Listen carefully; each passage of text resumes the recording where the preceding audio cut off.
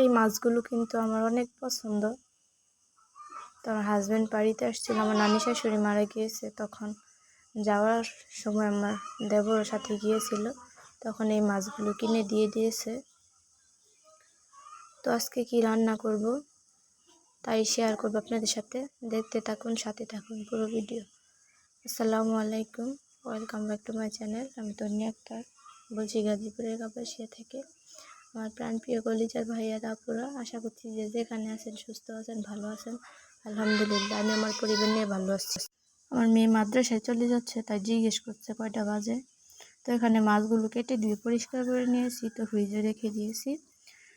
তো এই যে বিকেলে রান্না বান্না করতে চলে আসলাম। তো এই যে মেয়ের জন্য একটু মাছ লবণ আর হলুদ দিয়ে ভেজে নিচ্ছি, ছোটো মেয়ের জন্য, ওকে খাইয়ে দেব।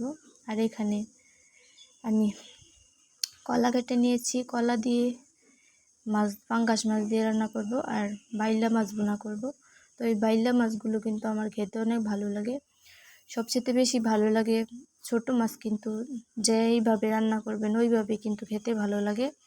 তো বড় মাছের তুলনায় ছোট মাছের দামটাও কিন্তু একটু বেশি, খেতেও কিন্তু অনেক ভালো লাগে। তো অনেক দিন ধরে আমি বলছিলাম যে গুড়া মাছ যদি পায়, সচরাচর পাওয়া যায় না, তো আনার জন্য। এর আগে বলছিলাম আনতে, তখন আরও ছোট ছিল মাছগুলো, ওইগুলো ভালো ছিল না। তো এখন পেয়েছে, তো কিনে দিয়ে দিল। তো এখানে মাছগুলো আমি ভেজে উঠিয়ে নিয়েছি। তো ওইগুলো দিয়ে কলা দিয়ে ঝোল রান্না করব। তো মেয়ে যেহেতু বাড়িতে, ও খাবে। আর যে বাইলা মাছ বোনা করার জন্য ওখানে আমি পেঁয়াজগুলো কেটে নিয়েছি ছোট ছোট করে, এখন ভেজে নিচ্ছি ভালো করে। তো একটু ভালো করে ভেজে তারপর সব মশলাগুলো দিয়ে দিব। তো ভিডিওর এই পর্যায়ে এসে সবার কাছ থেকে একটি লাইক চেয়ে নেব প্লিজ। আমার ভিডিওটি দেখার আগে একটি লাইক দিয়ে দেখা শুরু করবেন। তো অনেকেই দেখি ভিডিও ছাড়ার সাথে সাথে কমেন্ট করে চলে যায়, লাইক অনেকে দেয়, অনেকে আবার দেয় না। তো সেই রকম ভিডিওতে ওয়াচ টাইম হয় না। আপুরা ভাইয়েরা প্লিজ এরকম করবেন না। যদি ভিডিও না ভালো লাগে তাহলে দেখবেন না, আর যদি দেখেন তাহলে পুরো ভিডিওটুকু দেখার চেষ্টা করবেন।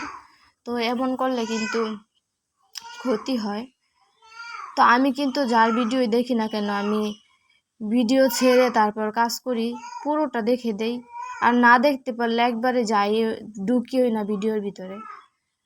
তো প্লিজ সবার কাছে একটাই অনুরোধ, এরকম করবেন না। তো এখানে কথা বলতে বলতে আমি মশলা কষিয়ে তারপর মাছগুলো দিয়ে দিলাম। মাছগুলো দিয়ে একটু কষিয়ে এই যে পরিমাণ মতো পানি দিয়ে দিলাম। এই মাছগুলো কিন্তু খেতে অনেক ভালো লাগে। হাজব্যান্ডকে বলছিলাম বাজার করে দেওয়ার জন্য, তো হালকা পাতলা কিছু বাজার করে দিয়েছে, ওইগুলো আর শেয়ার করিনি। তো এই যে মাছটা প্রায় হয়ে এসেছে, আর একটু শুকাবো, শুকিয়ে উঠিয়ে নেব। তো এই যে তরকারি রান্নাটা হয়ে গেছে, এখন আমি তরকারিটা উঠিয়ে নেব। এখন কিন্তু বিকাল 4টা, 4:30 মতন বাজে। তো আমি রান্না করছি।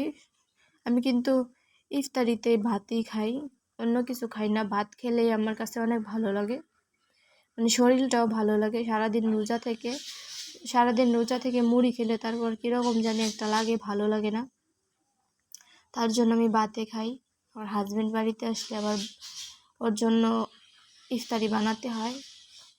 তো এই যে এখানে আমি কলার তরকারিটা বসিয়ে দিয়েছি। তো এখানে আমি ভাতের চাউলও ধুয়ে নিয়ে আসছি। তো এখানে তরকারি প্রায় হয়ে এসেছে,